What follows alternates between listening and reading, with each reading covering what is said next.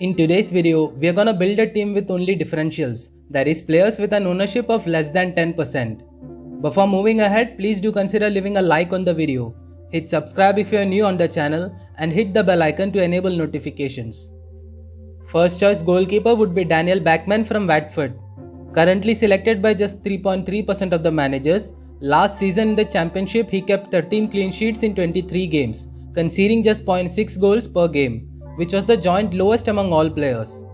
Watford as a team conceded 30 goals, which was the lowest by any team in the league. Fixtures are quite good as well, with just one game above a difficulty rating of 3 in the first 7 game weeks. Second choice goalkeeper could be any 4 million keeper. For this template, I have selected Begovic from Everton.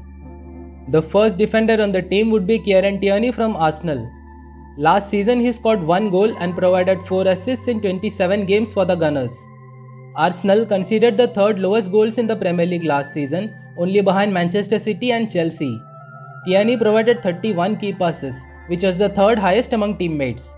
He created 5 big chances, which was the second highest among teammates. Arsenal faced Chelsea and Manchester City in game week 2 and 3 respectively, but other than that they have no fixture above a difficulty rating of 3 until game week 11. Next player on the team is Joel Veltman from Brighton. With Tariq Lamptey injured, Veltman is almost guaranteed a starting spot in the team. Last season he scored a goal and provided 1 assist in 28 games. He provided the most key passes and was second only to Tariq Lamptey in big chances created among all Brighton defenders. Brighton have a tempting run of starting fixtures, with only 3 games with a difficulty rating of 3 or more in the first 8 game weeks. And because of that kind run of fixtures, doubling up on the Brighton defense is not a bad idea. So Lewis Dunk would be the next player on the team.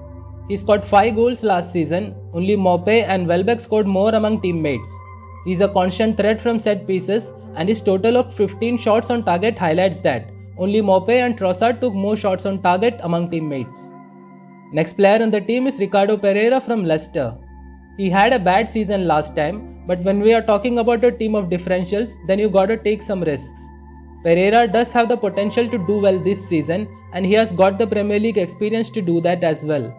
In the 2019-20 season, he provided 2 assists, created 5 big chances and provided 27 key passes, all of which were highest among all Leicester defenders. He is expected to be the first choice right back for the Foxes this season, but could also play in an advanced role on the right of the midfield, depending upon the preferred formation. Leicester's fixtures are quite decent, with Wolves, West Ham and Norwich in the first 3 game weeks. Completing the defense is Ryan Aït-Nouri from Wolves. He became a permanent Wolves player last month after a promising loan spell at the Molineux last season. He finished the season as the preferred first choice left back, but was deployed as a left winger during pre-season games. That makes him an early candidate in the ever valuable out of position defender category. Wolves face Leicester, Spurs and Manchester United in the first 3 game weeks, but beyond that they have no fixture above a difficulty rating of 2 until game week 8. Moving on to the midfield, first player on the team would be Sadio Mane. Often considered as an alternative for Mohamed Salah, he currently finds a place in only 3.6% of the squads. Last season he scored a total of 176 fantasy points, which was the first time he failed to cross the 200-point mark in 3 seasons. He scored 11 goals last season, which was second only to Mohamed Salah, and provided 11 assists, which was the highest among teammates. Liverpool's fixtures include Norwich, Burnley and Chelsea in the first 3 game weeks. Next player in the midfield is Riyad Mahrez from Manchester City. Selected by below 6% of the managers, he scored 9 goals in the Premier League last season. Only Gundogan and Sterling scored more among teammates. He provided a further 8 assists, which was the third highest behind De Bruyne and Sterling among teammates. His tally of 58 shots and 44 key passes were also in the top 3 among all Manchester City players. Manchester City faced Spurs in the opening game week, followed by Norwich and Arsenal in the next couple of game weeks. Next on the team is Diogo Jota. He scored 9 goals in 19 games last season, which was third behind Salah and Mane among teammates. In terms of goals per 90 minutes, no other Liverpool player could better his average of 0.73. His average of 3.72 shots and 2.1 shots on target per 90 minutes were also the highest among teammates. Fixtures for Liverpool are good, with only 2 games with a difficulty rating of 3 or more in the first 6 game weeks. Next player on the team is Mason Greenwood from Manchester United. He scored 7 goals and 2 assists last season, out of which 6 goals and 1 assist came after game week 30. That highlights his end of season form. During the same period, his tally of 27 shots was second only to Bruno Fernandes among teammates, and his tally of 14 shots on target and 6 big chances were the highest among teammates. United have a decent run of opening fixtures, with no game above a difficulty rating of 3 until game week 5. Completing the midfield is Jack Harrison from Leeds. He was the 6th highest scoring midfielder in FPL last season with 160 points. That included 8 goals and 10 assists, both of which were the second highest among teammates. His tally of 9 big chances, 59 key passes and 11 big chances created were also the second highest among teammates. Leeds do have a tough run of starting fixtures with Manchester United, Everton and Liverpool all in the first 4 game weeks. Barring those games, they only have one fixture above a difficulty rating of 2 in the first 10 game weeks. The first forward on the team is Callum Wilson from Newcastle.